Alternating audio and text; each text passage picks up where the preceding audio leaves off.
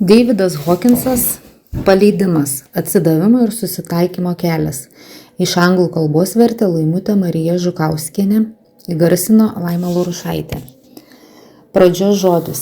Šioje knygoje aprašomas mechanizmas, kuris padės atskleisti vidinės galias, kad būtumėte laimingi ir sveiki, kad jūs lydėtų sėkmė, kad nubustų jūsų intuicija ir kūrybingumas, kad jūsų gyvenimas būtų kupinas besąlyginės meilės, grožio ir ramybės. Tos galios slypi mumise ir jūs galite jas pažadinti. Jos nepriklauso nuo jokių išorinių aplinkybių. Jums nereikia išpažinti jokios religijos. Vidinė ramybė yra prigimtinė kiekvieno žmogaus teisė ir jos negali suvaržyti jokia žmonių grupė. Štai kokia yra universali visų didžiųjų mokytojų ir šventųjų žinia. Dangaus karalystė jau jumise. Daktaras Deividas Hawkinsas teigia, viskas, ko siekiate, nesiskiria nuo jūsų tikrojo aš. Bet jeigu tai tiesa, kodėl ramybė, meilė, kūrybingumas ir kitos pozityvios būsenos taip sunkiai pasiekiamos? Kodėl taip nelengva jas atskleisti? Kodėl tiek daug nelaimingų žmonių? Jeigu mumise jau yra Dievo karalystė, kodėl taip dažnai jaučiamės lyg pragare? Kaip atsikratyti vidinio dumblo, kuris labai trikdo mūsų kelionę? Jaučiamės taip, lyg koptume į statų slidų kalną.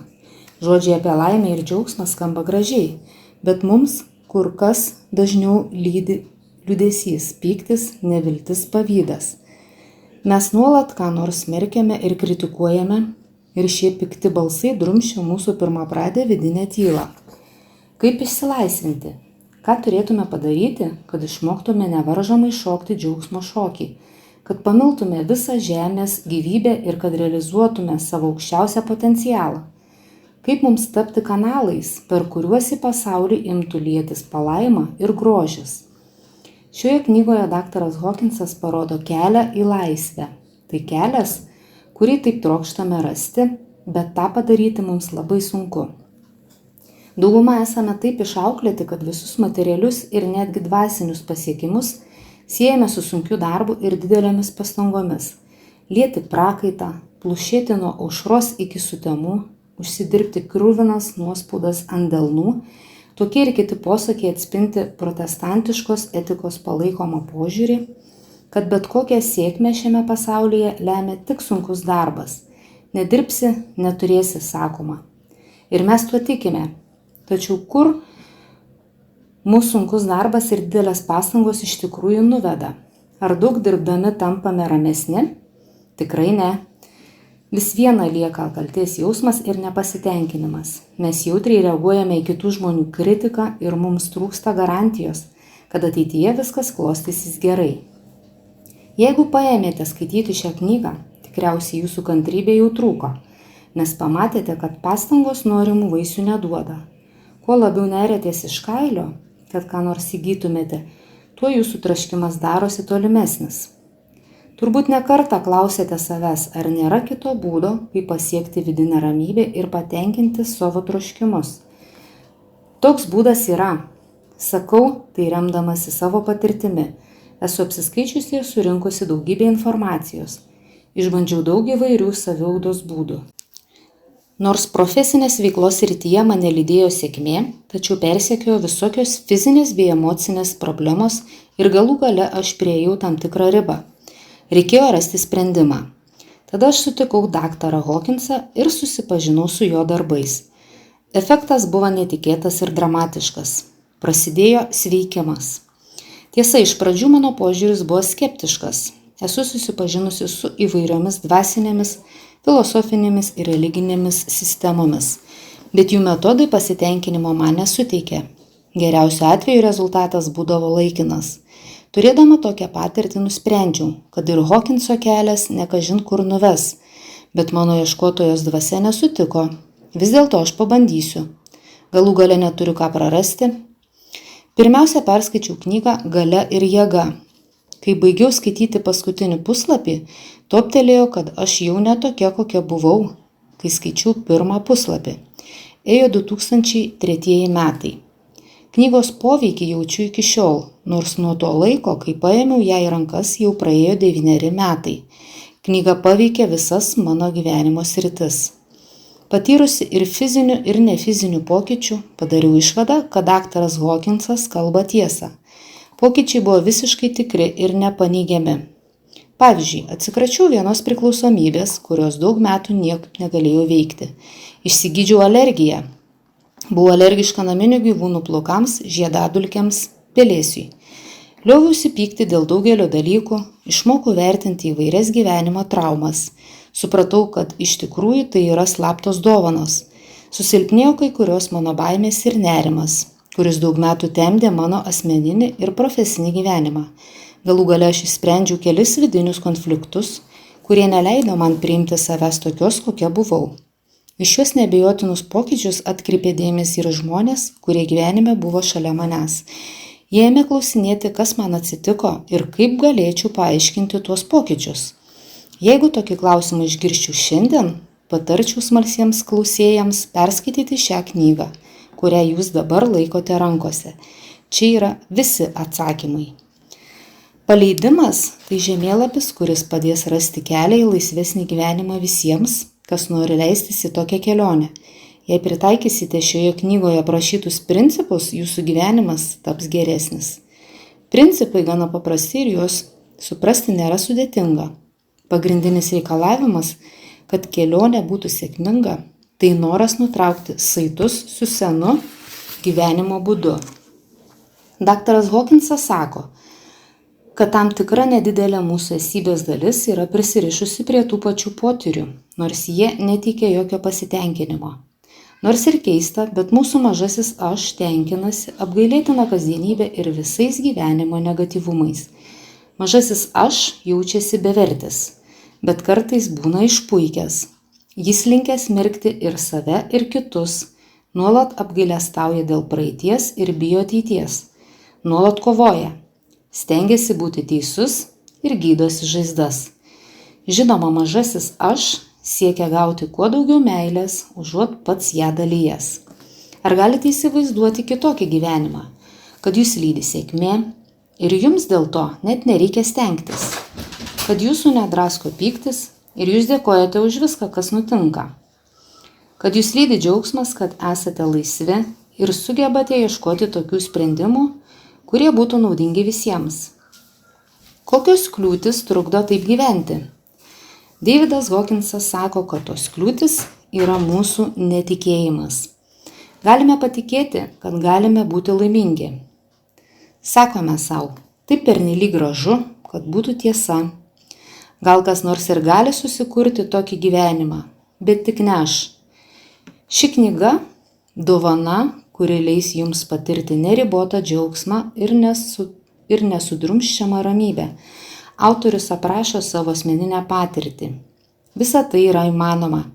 Nors mažasis aš ciniškai sako, kad nieko nepakeisime, yra ir didysis aš, kuris ragina mus siekti permainų. Ta kvietimą sustiprina išmintingi ir nušvitę mokytojai, koks yra daktaras Davidas Hawkinsas. Mokytojo aš ir mokinio aš yra tas pats dalykas, sako jis. Ši knyga nepanaši į didžiąją dalį šiuolaikinės dvasinės literatūros.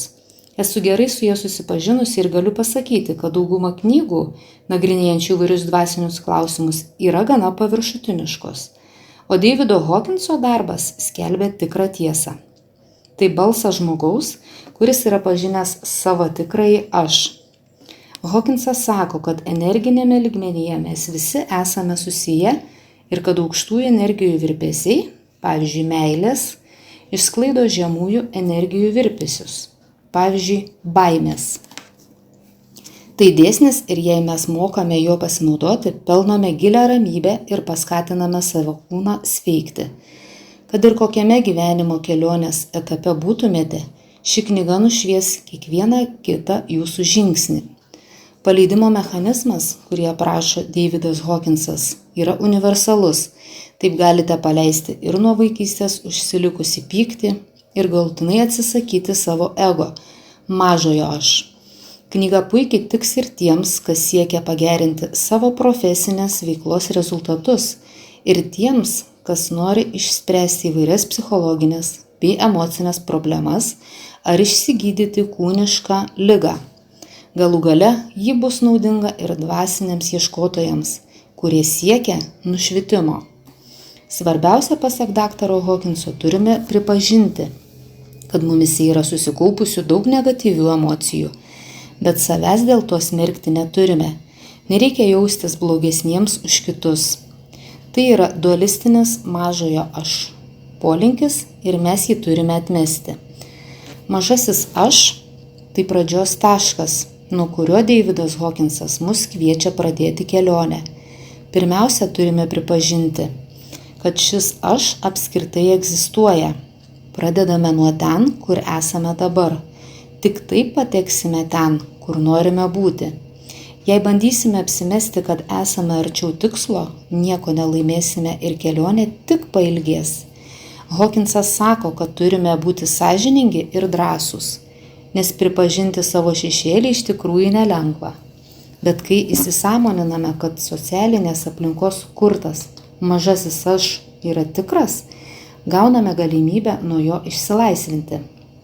Šioje labai pragmatiškoje knygoje daktaras Hawkinsas aprašo techniką, kuri mums padės pasiekti trokštamą laisvę ir tapti iš tikrųjų laimingiems. Turime prigimtinę teisę tokie būti. Kad tai įmanoma, liudija tikro žmonių pasveikimo istorijos, kurių rasite šioje knygoje.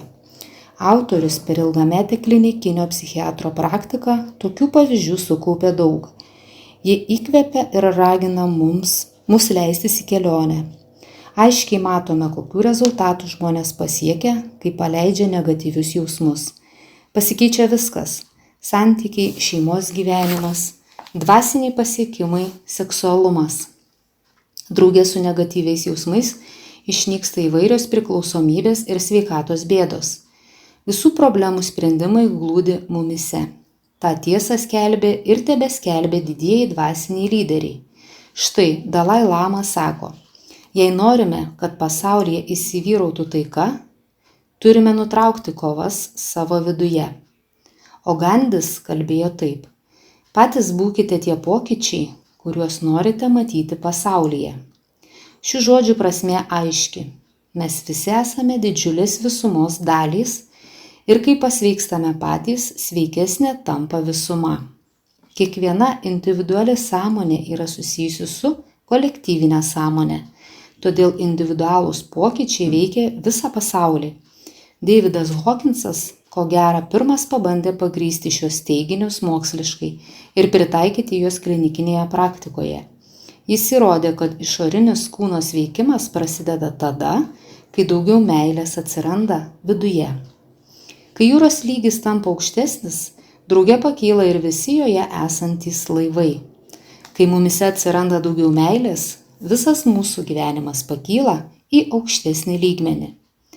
Daktaras Davidas Hawkinsas visame pasaulyje žinomas psichiatras, dvasinis mokytojas, sąmonės tyrinėtojas ir knygų autorius. Daugiau informacijos apie jį ir jo nepaprastą gyvenimą rasite knygos pabaigoje. Visą jo veiklą skatina visuotinė atjauta ir troškimas palengvinti žmonių kančias, kad ir kokios jos būtų. Ši ir kitos Davido Hawkinso knygos yra neįkainojama dovana visiems, kas siekia pakeisti savo gyvenimą. Davidas Hawkinsas pats gavo šią dovaną, kai patyrė nušvitimo palaimą. Dabar jis dalijasi ją su savo skaitytojais ir rodo jiems išsilaisvinimo kelią. Į šią kelionę leistis galime visi.